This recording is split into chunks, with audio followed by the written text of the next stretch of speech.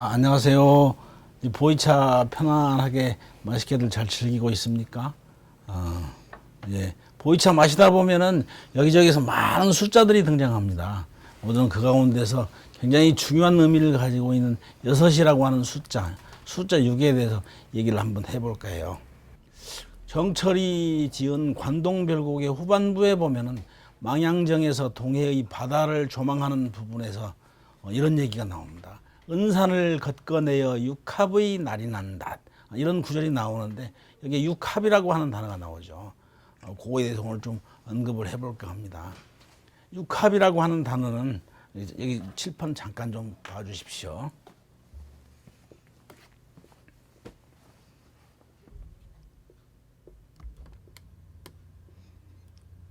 육합이라고 하는 단어는 이건 혹시 또 달리 어떤 분들은 육방이라고도 얘기를 합니다. 6방위를 얘기하죠. 그러니까 육합은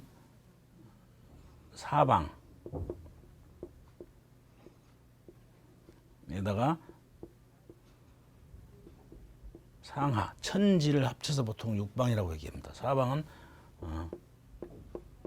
동서 남북 사방에다가 상하니까 하늘 천 따지 합쳐서 육방이라고 보통 얘기합니다. 육방 또는 육합. 그러니까 전통적으로 그 중국 문화에서 보면은 그 사람들의 그 사고 방식 속에는 이 그 육합이라고 하는 단어는 천지 사방을 얘기니까 온 우주를 상징하는 단어죠, 이 자체가. 근데 그 중국인들의 사고관에서 보면 사고관에 의하면은 그 사람들의 머릿속에는 이 6이라고 하는 숫자가 가장 크고 완전하다라고 하는 이런 의미를 갖습니다. 우주를 상징하는 그런 숫자이기 때문에 가장 크고 가장 완벽한, 완전하다라는 이런 의미를 갖게 되는 것입니다. 우리가 보통 닭이를 세트로 구입하게 되면은 중국에서 만들어진 닭이에는 찻잔이 6개가 포함되어 있습니다. 근데 우리나라에는 찻잔이 5개죠. 그 사람들이 찻잔의 숫자를 6개로 만든 이유는 뭐냐? 이 육합에 근거한 것이죠.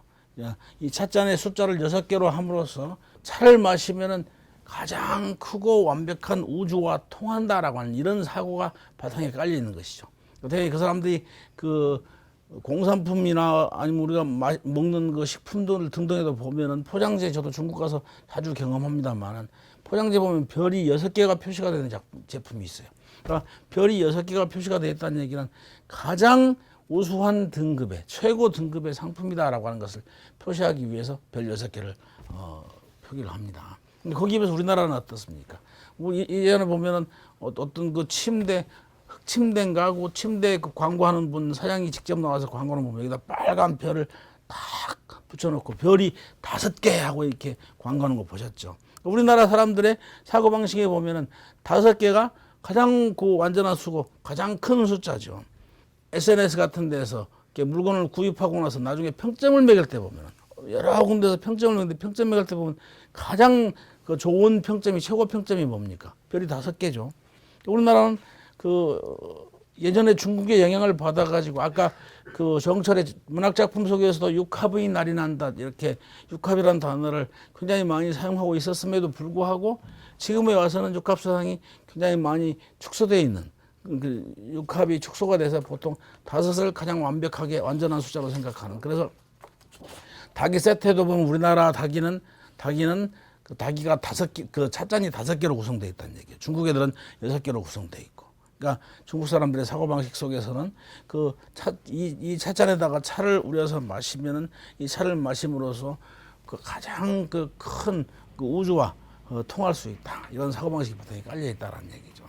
그러니까 중국 사람들은 전통적으로 육방을 이렇게 중시하고 있습니다. 근데 한국 사람들은 육방보다는 오방을 더 중시하는 편이죠. 보통 이 동서남북 사방 방위하고 이 오방을 상징하는 방위를 상징하는 색깔이 있죠. 그래서 보통 그 5가지로 오방색이라고 합니다. 우리 예전에 어린이들 그 한복을 그 만들어서 입히면은 되게 색동옷이라고 그러죠. 색동은 이 5가지 오방색의 천을 이어가지고 그 지은 옷들을 보통 어린이들한테 입히기 위해서 만든 걸 색동옷이라고 그러죠. 봅시다. 여기 한번 보세요. 동서남북 사방 그리고 거기에다가 동서남북 거기에다가 중. 중은 이건 하늘을 의미합니다. 동서남북 중 이 5개의 방위와 그리고 이 각각의 그 방위를 상징하는 색깔들이 동쪽을 상징하는 색깔이 푸를 청자 청색 그리고 서쪽은 백 그 다음에 남쪽은 붉은 홍색 그 다음에 북쪽은 검정색 그리고 하늘을 상징하는 색은 보통 노란색, 황금색, 황색이 하늘을 상징합니다. 그래서 요 5가지를 청, 백, 홍, 흑, 황 이 5개를 보통 오방색이라고 해요. 이거 보면은 전통적으로 우리 조상들부터 요즘에 여기까지 이 오방색은 우리 실제 생활 속에서 굉장히 많은 곳에 여기저기서 활용되고 있음을 볼 수 있습니다. 청, 백, 홍, 흑, 황 이걸 오방색이라고 얘기고 그리고 이 그 5개의 방위를 상징하는 색깔 오방색이 있지만은 그리고 되게 동서남북은 되게 사계절 그 계절과 또 많은 관련을 가지고 있습니다. 그래서 동쪽은 봄과 연관을 가지고 봄과 되게 많이 연결을 짓고 있고 그리고 서쪽은 추, 남쪽은 여름과 여름하 그리고 겨울동 추나 추동과 동서남북 그리고 그 방위를 상징하는 색깔들 이것들을 잘 이해를 하고 계시면 뒤 이어 나오는 오행과 관련된 내용들 그리고 우리 실제 생활 속에서 굉장히 많은 부분들에서 이런 내용을 만날 수 있습니다. 이 사방위를 상징하는 그 색깔들과 그리고 여러분들이 보면 우리 저기 그 고구려 고분 벽화에도 이놈들이 등장하죠. 각각의 방위를 상징하는 그 동물들이 있습니다. 물론 이 동물들은 실제 하는 동물이 아니고 상상 속의 동물들이지만 그 동물들 우리 어려서부터 그 역사를 통해서 많이 들어왔기 때문에 귀에 굉장히 익숙한 얘기죠. 동쪽을 상징하는 상상 속 동물 청색이라는 그 색깔과 상징하는 색깔과 관련을 가지고 있습니다. 청룡이죠. 동청룡. 그다음에 서쪽은 흰백자, 은음하고 관련이 있죠. 백호.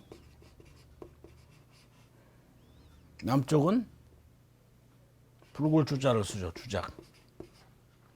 북쪽은 현무, 검을 현자, 현무. 그러니까 각각 요놈들이 방위를 상징하는 그런 상상 속 동물들입니다. 그러니까 요놈들도 실제 생활에서 굉장히 많이 등장하게 되죠.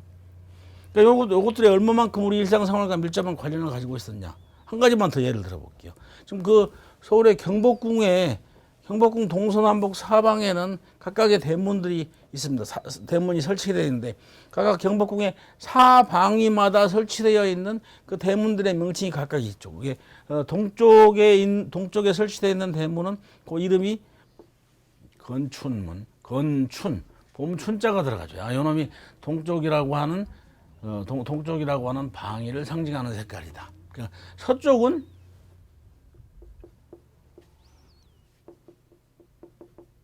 연추문, 이 가을 초자이죠. 추가 서쪽을 상징하는 색깔이다. 지금 청와대 입구에 정문 보면은 거기에가 연추문이라고 하는 명칭이 아직도 남아 있더라고요 보니까.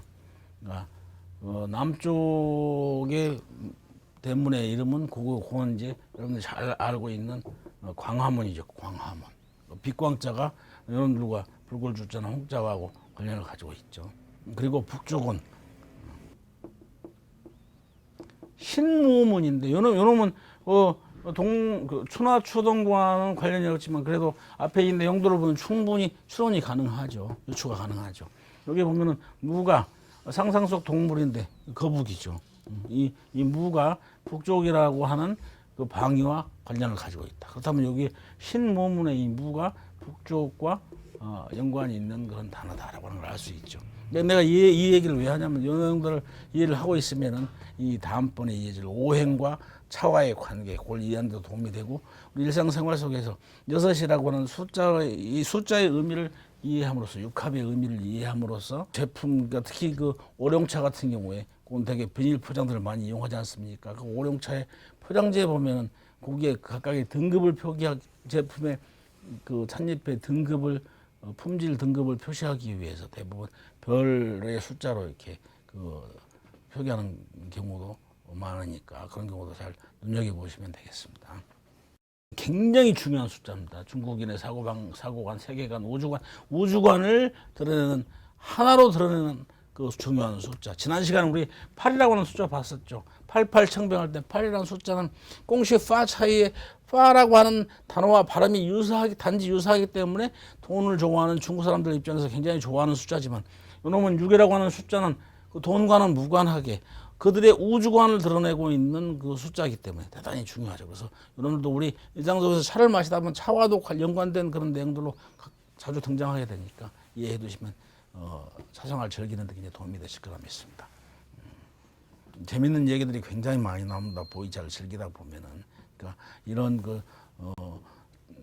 몇 군데 자꾸 튀어나오는 이런 저질구리한 것 같지만 이런 인문학적인 이야기들 이런 것들을 이해하면 차 마시는 차 생활이 굉장히 즐거울 수가 있죠. 그러니까 차를 마시는 건 단순히 마시는 행위 자체로 끝나는 것이 아니고 그것을 통해서 내가 그 차를 마시면서 사람들과 대화하면서 많은 사람들과 이렇게 소통하는 그런 즐거움도 있고 그리고 차를 마시면서 나의 정신과 몸, 심신의 기운을 그곳을 변화시키고 그리고 그걸 통해서 내 몸을 건강하게 하면서 또 궁극적으로는 아까 6시간 숫자를 통해서 봤듯이 그 하늘과 통하는 천도의 의미를 이해하고 그것을 실천하는 삶을 살아가는 그런 즐거운 생활을 영위할 수 있다 이런 얘기입니다. 맛있는 차 많이 드시고요. 차를 항상 생활 속에서 같이 접하면서 즐길 수 있기를 바랍니다. 감사합니다.